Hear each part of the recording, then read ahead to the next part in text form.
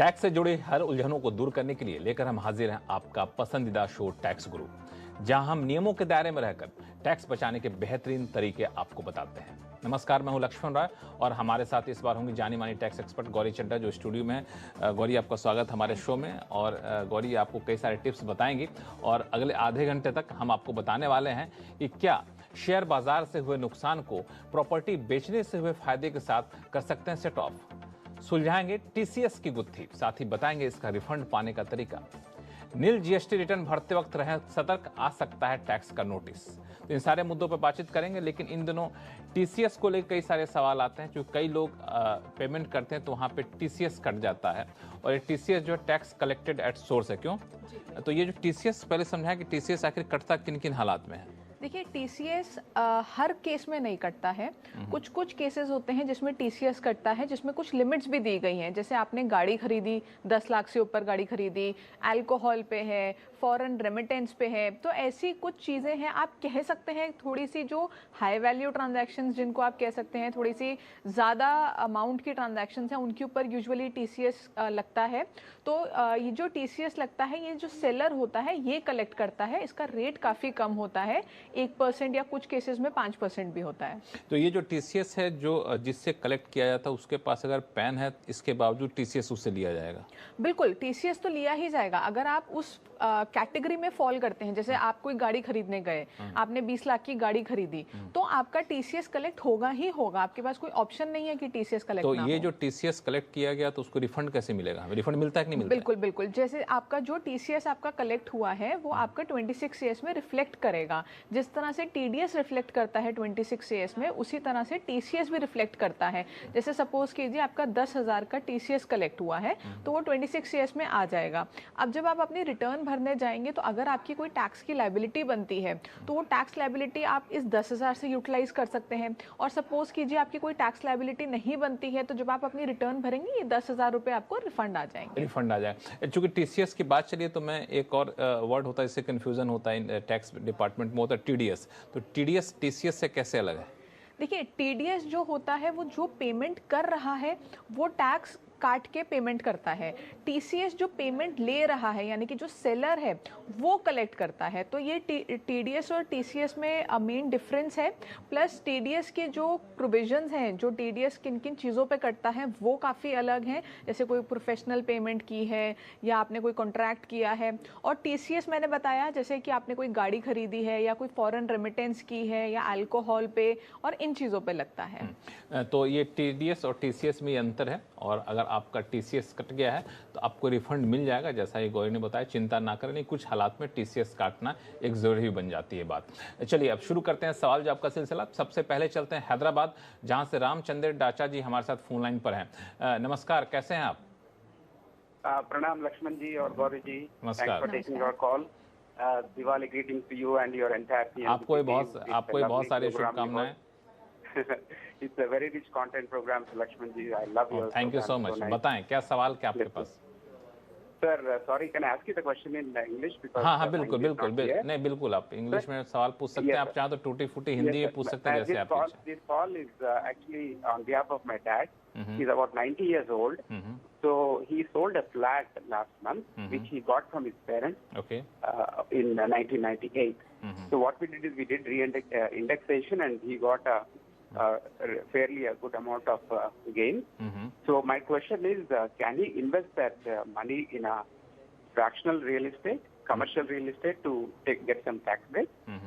ठीक है, मिस्टर, कहने का मतलब ये है कि आपका जो फ्लैट है वो आपने बेच दिया है। वो 1998 में आपको पिताजी से फ्लैट मिला था और कैलकुलेशन जो उसके हिसाब से ये 17 लाख का कैपिटल गेन उस पर बन रहा है, जो आपका अनुमान है। अब आप जानना चाहते हैं क्या इस पैसे पर टैक्स बचाने के लिए कहीं इन्वेस्ट कर सकते हैं? जी, इन्होंने जो मुझे समझ आया, इन्होंने पूछा कि कमर्शियल प्रॉपर्टी में इन्वेस्ट कर सकते हैं। ठीक है, यही सवाल है ना आपका? कमर्शियल प्रॉपर्टी में आप इन्वेस्ट कर सकते हैं? रामचंद्र जी, कमर्शियल प्रॉपर्टी में आप इन्वेस्टमेंट करना चाहते हैं, राइट? ठीक है। तो देखिए, आपने रेजिडेंशियल फ्लैट बेचा है, रेजिडेंशियल प्रॉपर्टी बेची है, तो आपके पास जो सेक्शन है वो है सेक्शन 54, जो कहता है रेजिडेंशियल प्रॉपर्टी को बेच के आपको अगर टैक्स बचाना है तो आपको कोई रेजिडेंशियल प्रॉपर्टी ही लेनी है, तो आप कमर्शियल प्रॉपर्टी इस सेक्शन में नहीं ले सकते। और अगर आप इस सेक्शन में फ़ायदा नहीं लेना चाह रहे हैं तो आप सेक्शन 54 EC एक सेक्शन होता है जिसमें कुछ बॉन्ड्स होते हैं, जो NHAI और REC वगैरह के बॉन्ड्स होते हैं, जिनमें 5 साल का लॉक इन पीरियड होता है, वो बॉन्ड्स ले सकते हैं। लेकिन अगर आप कमर्शियल प्रॉपर्टी में इन्वेस्ट करेंगे उस केस में आपको जो है टैक्स का बेनिफिट वो नहीं मिलेगा। अब चलते हैं अमृतसर, जहां से AK महेश्वरी जी हमारे साथ फोन लाइन पर जुड़ चुके हैं। महेश्वरी जी नमस्कार, क्या सवाल है आपके पास? हाँ नमस्कार सर, गौरी मैडम नमस्कार। नमस्कार नमस्कार। हाँ बहुत अच्छा लगता है आपका शो, मैं देखता रहता हूँ यदा कदा और अच्छी एडवाइस मिलती है। तो अभी क्या मेरे पास जो एक क्वेरी है, मेरा जो पॉइंट है वो ये है, मेरे फादर ने अगस्त में ही 90 years old, I am also 63 running now, तो 2 करोड़ का एग्रीकल्चर लैंड सेल किया है। अच्छा। तो उसके लिए मेरे पास एक तो टैक्स बचाने के लिए ऑप्शंस क्या हैं, एक बात तो ये पूछनी है। दूसरा मेरा ये है कि अगर वो अमाउंट, क्योंकि ही इज 90 years old, तो वो अगर वो टैक्स फ्री गिफ्ट करना चाहे ऐसे बैंक से ट्रांसफर, तो वो फैमिली में मान लिया मेरे को या मेरे बेटे को, बेटे की वाइफ को या बेटी को, कौन कौन एलिजिबल होगा उसको टैक्स फ्री लेने के, ताकि फर्दर इन्वेस्टमेंट हम बेटर करना चाहता हूँ मैं अपनी, मतलब उनके लिए, पोता पोती के लिए। तो वो मेरा एक रिडल है इसमें, वो कैसे करना है, क्या करना चाहिए, best option to save the tax. Land sale की है एग्रीकल्चर। ठीक है। तो देखिए, इसमें आपको सबसे पहले ये देखना है कि जो लैंड है वो रूरल लैंड है या अर्बन है। अगर रूरल एग्रीकल्चरल लैंड है तो उस पर आपने जो भी कैपिटल गेन आपको हुआ है वो पूरा टैक्स एग्जेम्प्ट है, आपको उसके ऊपर कोई भी टैक्स देने की ज़रूरत नहीं है, क्योंकि वो जो एग्रीकल्चरल लैंड होता है रूरल, वो कैपिटल एसेट नहीं माना जाता।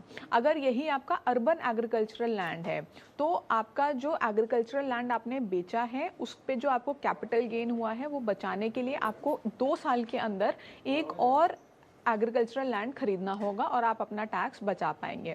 अब बात करते हैं इन दोनों में से आपका जो भी लैंड है आपने टैक्स बचा लिया, या तो आपकी इनकम टैक्स फ्री थी या आपने उसको टैक्स फ्री बना लिया एक और एग्रीकल्चरल लैंड लेके।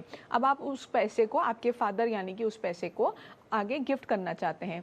तो इनकम टैक्स एक्ट में एक डेफिनेशन दी गई है रिलेटिव की, जो काफी मैं आपको रोकूंगा कि ये जो इनके फादर ने जो प्रॉपर्टी बेची, एग्रीकल्चर लैंड बेचा, उनके ऊपर कोई टैक्स लायबिलिटी नहीं बनेगी क्योंकि एग्रीकल्चर लैंड है, राइट? अगर रूरल एग्रीकल्चरल लैंड है तो आपको जो भी इनकम होगी उस लैंड को बेच के वो आपकी टैक्स फ्री इनकम होगी, और उसको ये फ्रीली आपके फादर जो हैं फ्रीली आगे गिफ्ट कर सकते हैं आपको या आपके बच्चों को, क्योंकि ये जो आपकी इमीडिएट फैमिली है ज़्यादातर वो आपकी रिलेटिव की डेफिनेशन में आ रही है, जिन जिन लोगों का आपने नाम लिया। तो जो इनकम टैक्स एक्ट में डेफिनेशन दी गई है रिलेटिव की, उसमें क्योंकि ये रिलेटिव्स फॉल करते हैं तो वो फ्रीली इसको दे सकते हैं। To be on the safe side आप गिफ्ट डीड बना के चलिएगा, क्योंकि बड़ा अमाउंट है, और या फिर कोई ईमेल पे या कोई लेटर अपने फादर से ले लीजिएगा जिसमें जिस चेक से उन्होंने ट्रांसफ़र किया है या जो रेफरेंस नंबर है ऑनलाइन ट्रांसफ़र का वो आ रहा हो कि ये पैसा उन्होंने गिफ्ट के तौर पे दिया है, ताकि फ्यूचर में कभी कोई केस आए लगे स्क्रूटनी में या कुछ, तो आप इजीली प्रूफ कर पाएं कि ये आपको गिफ्ट के तौर पे मिला था और इस पे आपको कोई टैक्स देने की ज़रूरत नहीं थी। तो ना तो आपके पिताजी को टैक्स देने की जरूरत है, ना तो उनसे वो पैसा आपको मिलता है, तो ना तो आपको टैक्स देने की जरूरत है। हाँ, उस पैसे को इन्वेस्टमेंट करे, कोई आप अलग से कमाई कर रहे हैं तब आपको उस कमाई पर टैक्स देने की जरूरत पड़ सकती है, लेकिन फिलहाल कोई टैक्स देने की जरूरत नहीं। बिल्कुल खुश हो जाइए, कहीं कोई चिंता मत करिए, आप उसका अपने तरीके से बेहतरीन तरीके से इस्तेमाल करिए।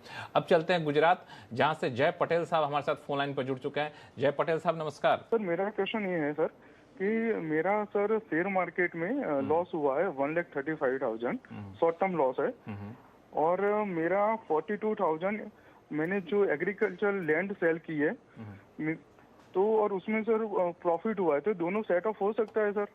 मगर वो जो एज पर जो इनकम टैक्स में जो उनकी लैंड की डेफिनेशन है उसके अकॉर्डिंगली वो अर्बन लैंड है, तो वो मैंने सेल किया और उसमें 42,000 जैसा मेरा को प्रॉफिट हुआ है, और शेयर बाजार में मेरा 1,35,000 लॉस हुआ है। तो वो दोनों इनकम समझ सेट गया। ऑफ आप हो सकती है? ठीक है, आजकल बड़े सवाल आ रहे हैं सर, लोग जमीन बेच रहे हैं और capital gains tax capital gain भी अच्छा खासा बनता है, ये तो शेयर मार्केट में उसको लगाना चाहिए, नुकसान शेयर मार्केट का नुकसान से सेट ऑफ ये करना सेट ऑफ करना चाह रहे पॉसिबल हैं। है? तो बिल्कुल देखिए, जो शॉर्ट टर्म कैपिटल लॉस होता है वो तो पहले भी आप जो है सेट ऑफ कर सकते थे। तो जो शॉर्ट टर्म कैपिटल लॉस होता है आपको किसी भी एसेट को बेच के या शेयर मार्केट से, वो सारा आप लॉन्ग टर्म कैपिटल गेन या शॉर्ट टर्म कैपिटल गेन दोनों से सेट ऑफ कर सकते हैं। तो उसमें तो कोई दिक्कत पहले भी नहीं थी, अब भी नहीं है। लेकिन सवाल ये है कि अगर आपको लॉन्ग टर्म कैपिटल लॉस हो जाता है शेयर मार्केट में, तो उसको उसको सेट ऑफ कर सकते हैं कि नहीं? तो उसका भी जवाब है कि उसको भी लॉन्ग टर्म कैपिटल लॉस को लॉन्ग टर्म कैपिटल गेन से आप सेट ऑफ कर सकते हैं, जो 2018 से पहले हम नहीं कर सकते थे, क्योंकि उससे पहले long term capital gain tax नहीं था, तो ये डेड लॉस माना जाता था। अब क्योंकि long term capital gain tax भी लगा दिया है इक्विटी के ऊपर, तो जो लॉन्ग टर्म कैपिटल लॉस होता है उसको भी आप सेट ऑफ कर सकते हैं, लेकिन लॉन्ग टर्म को सिर्फ लॉन्ग टर्म से कर सकते हैं, शॉर्ट टर्म से नहीं कर सकते। लेकिन क्योंकि आपने कहा कि आपका शॉर्ट टर्म कैपिटल लॉस है, तो आप इसको फ्रीली सेट ऑफ कीजिए अपने लॉन्ग टर्म कैपिटल गेन जो आपको प्रॉपर्टी से हुआ है, इसमें कोई दिक्कत नहीं आएगी आपको। बिल्कुल, आपको कोई दिक्कत नहीं, आप सेट ऑफ कर सकते हैं और अपना टैक्स भी यहाँ पे बचा सकते हैं। चलिए फिलहाल वक्त है छोटे से ब्रेक का। ब्रेक के बाद बताएंगे कि अगर आप पत्नी को कोई एसेट ट्रांसफर करते हैं तो क्या पत्नी के ऊपर कोई बनेगी टैक्स की देनदारी, बताएंगे छोटे से ब्रेक के बाद।